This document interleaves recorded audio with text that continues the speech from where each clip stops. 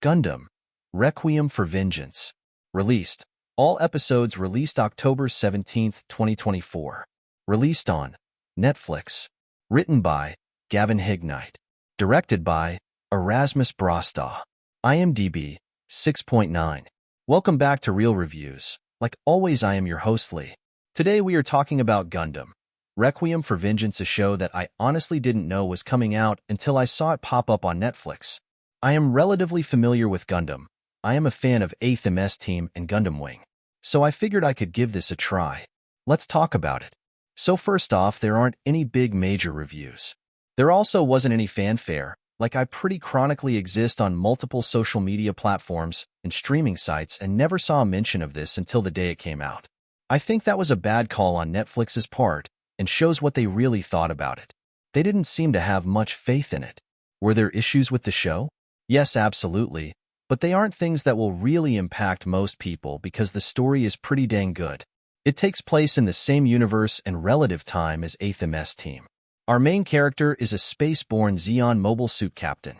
The story starts with her team, the Red Wolves, dropping into a battle with their Zakas and turning the tide of battle for Zeon.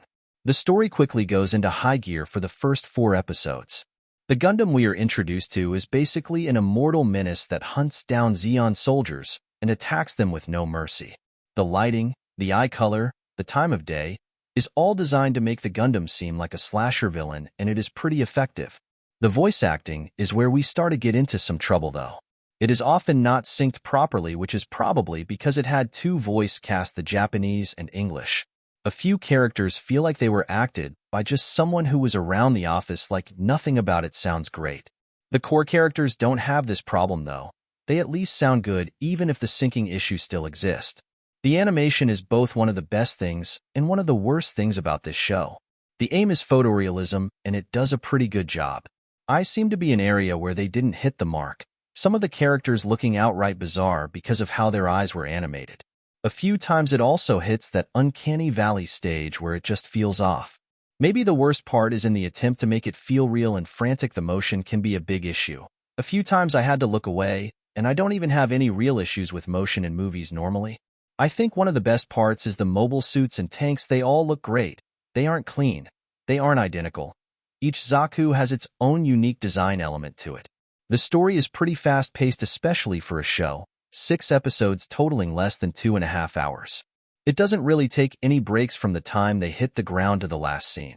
It is a war zone, and it doesn't want to give the illusion of any level of safety. It is also more violent than most Gundam projects I have watched. Almost every episode a mobile suit is losing a limb, or someone is getting injured. They show character death, but only in terms of a mobile suit.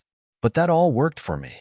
I do think some of the side characters are poorly designed, almost like caricatures of popular military tropes. These aren't necessarily bad, but they also aren't particularly interesting. I don't think they will be recurring characters, so I doubt we will see them get built out. We do get a brief cameo from the Zeon 1st Division commander, who is also a side character from 8th MS Team. He felt the same, but I will say seeing him in photorealistic graphics is a bit weird. So I very obviously enjoyed this show, but it isn't perfect. I do feel like it gets the main parts right with having an engaging story and a protagonist that is interesting. The animation and voice acting can be improved in later series if they continue. I gave it a 6 out of 9 or a 6.67 star rating.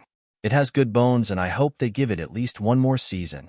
Like always, if you made it this far, thank you so much for watching. If you enjoyed this video, make sure to like, subscribe, and comment. I tend to have 2 videos out per week. Real reviews like this one, or AI reviews, depending on releases. Until next time.